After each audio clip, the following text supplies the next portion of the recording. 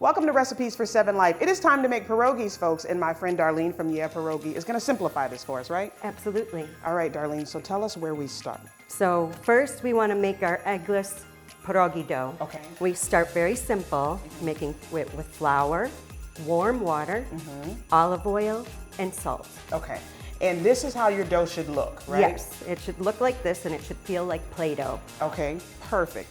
What's next? We're keeping this simple. You're Yes. doing great. Yeah, So what's thanks. next? So we tear off a little piece of that, flatten it out, dust the work surface, and then roll it out with your roller. And then it should come out like this to about 1/8 of an inch Perfect. thick. And then once we roll it out and we have it more, we dust it again so that it doesn't stick. Yeah. We then fill it. Okay, and today's filling is what?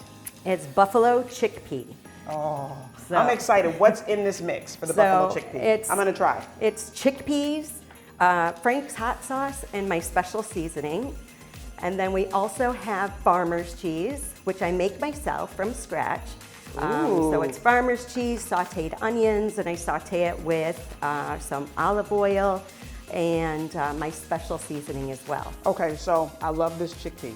Thank you. I love this chickpea, and now I'm gonna try the other one. And the other one is your farmer's cheese, correct? Yes, yes. That's I'm super homemade excited. from scratch. Everything's from scratch. So tell me, which one is your favorite to make? What's your favorite pierogi? So my favorite is the farmer's cheese because I make it myself. I love that. I love that. Now, Darlene hooked us up. She gave us the full recipes to both of these. So head over to wkbw.com/7life to get these.